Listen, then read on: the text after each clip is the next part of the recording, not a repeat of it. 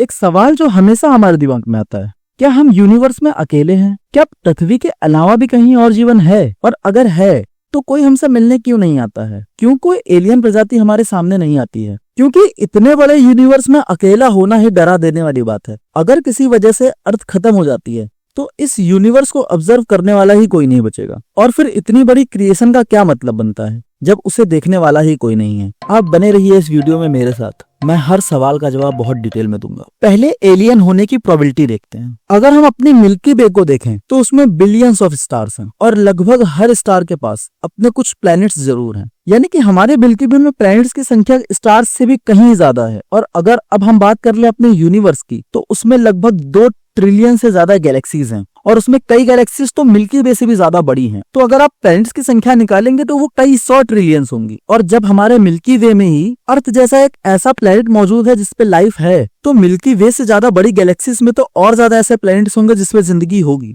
तो अगर हम ये मान लें कि हर गैलेक्सी में कम से कम एक प्लैनेट तो होगा जिसपे लाइफ हो, तो पूरे यूनिवर्स में लगभग 2 ट्रिलियन से ज्यादा एलियन सभ्यताएं होंगी। तो सवाल ये है कि अगर इतनी सारी एलियन सभ्यताएं हैं तो अभी तक कोई हमसे मिलने क्यों नहीं आया? हम हमेशा ये मान के चलते हैं कि एलियन हमसे कई गुना ज्यादा एडवांस होंगे, लेकिन क्या ऐसा सच में हो सकता है? आज धरती पे लगभग 60 लाख से ज्यादा जानवरों की प्रजातियां हैं और अब तक जितनी भी प्रजातियां धरती पर आई हैं उनमें से 99% प्रजातियां विलुप्त हो चुकी हैं। और अगर अनुमानित संख्या निकाली जाए तो आज तक लगभग 500 करोड़ से ज्यादा प्रजातियां अस्तित्व में आ चुकी हैं। लेकिन जरा सोच कर देखिए, इनमें से कितनी प्रजातियां इंटेलिजेंट हो पाई हैं? कितनी प्रजातियों ने धरती से बाहर जाने का सोचा भी है? सिर्फ एक इंसान। यानी इंटेलिजेंस यूनिवर्स में बहुत ज्यादा रेयर है। तो अब इसकी क्या प्रोबेबिलिटी है कि यूनिवर्स के प्लैनेट्स में जो भी लाइफ होगी वो हमारे जितनी भी एडवांस होगी? बहुत कम। तो अब हम जो सिग्नल्स यूनिवर्स में भेज रहे हैं, जो भी कैसेट्स, जो भी रिकॉर्ड्स, अगर वो किसी को मिल भी गए तो इसकी कितनी संभावना है कि वो उसे पढ़ पाएंगे? अगर मैं आपको बोल दूं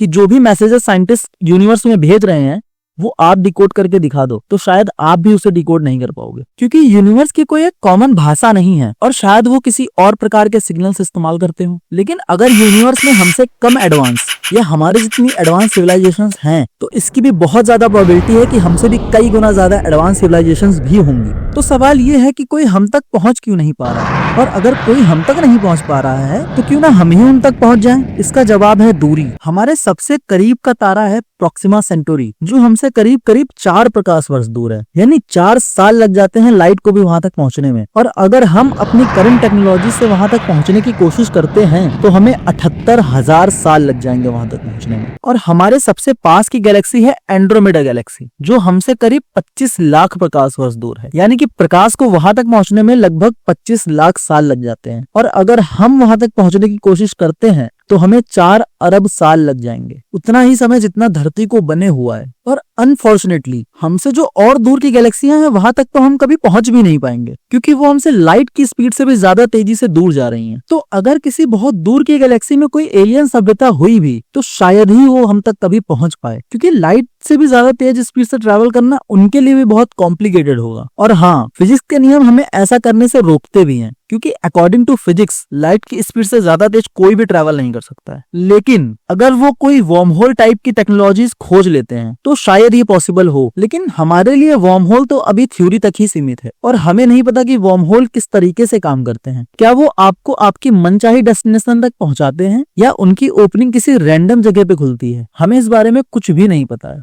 हमें एलियन लाइफ बहुत एडवेंचरस तो लगती है, लेकिन उसे खोजना उतना ही कॉम्प्लिकेटेड है जैसे आप एक माइक्रोस्कोप लेके एक बैक्टीरिया को खोज रहे हैं, वो भी पृथ्वी जितनी बड़ी जगह पे। और ये भी हो सकता है कि हम बहुत ज्यादा परफेक्ट कंडीशन की प्रोबेबिलिटी लगा रहे हैं कि जब से इंसान धरती पर आया है तब से हमसे कोई मिलने क्यों नहीं आया। मैं बताता हूँ आपको इंसान को धरती पे आया भी कितना समय हुआ है। पृथ्वी की उम्र अभी लगभग 4.5 अरब साल है और पहला इंसान आज से लगभग 20 से 25 लाख साल पहले धरती पर आया था। और आधुनिक इंसान यानी होमो सेपियंस को आए हुए धरती पर अभी 3 लाख साल हो गए। और अगर हम मानव सभ्यता की बात करें तो उसे अभी केवल 10,000 साल ही हुए हैं। अगर हम डायनासोर्स को देखें तो वो आज से लगभग 6.5 करोड़ साल पहले धरती पर आए थे। तो अगर हम ब्रह्मांड की उम्र को 1 साल मान लेते हैं तो पूरे इंसान को इस ब्रह्मांड में आए अभी सिर्फ 8 मिनट ही हुए हैं और इंसानी सभ्यता तो अभी जस्ट 12 सेकंड पहले ही शुरू हुई है। डायनासोर्स ने लगभग 11 दिन बिताए हैं धरती पे। तो अगर यूनिवर्स की उम्र 13.8 बिलियन साल है तो धरती यूनिवर्स के बनने के 9 बिलियन साल बाद बनी है। 9 बिलियन साल में तो कितनी सभ्यताएं बन के मिट भी गई होंगी। या ये भी हो सकता है कि आज से 6 करोड़ साल पहले कोई आया हो, तब पृथ्वी पर सिर्फ डायनासोर रहते थे और क्योंकि उसे कोई नहीं मिला, सिर्फ डायनासोर मिले, तो वो आके लौट भी गया हो। तो एलियन लाइफ होने में आश्चर्य की बात नहीं है, बल्कि उनके ना होने में आश्चर्य की बात है कि इतने बड़े यूनिवर्स, इतनी सारी गैलेक्सीज में कोई रहता ही नहीं है। ये तो नहीं हो सकता है कि सिर्फ धरती ही एक फॉर्चुनेट ग्रह हो जहाँ पर लाइफ पनपी हो। ये तो सोचने में भी लॉजिकल नहीं लगता है। लेकिन सवाल अभी तक खत्म नहीं हुए हैं। क्यों कोई चीज लाइट से ज्यादा तेज ट्रैवल नहीं कर सकती है? क्यों लाइट की स्पीड के आसपास पहुंचने से समय धीरे हो जाता है? क्या आपको ये सारी बातें आज तक नहीं समझ में आई हैं? तो आप चैनल को जरूर सब्सक्राइब कर लीजिए। मैं अपने आने वाली वीडियो में ये सारी बातें बहुत डिटेल में बताऊंगा।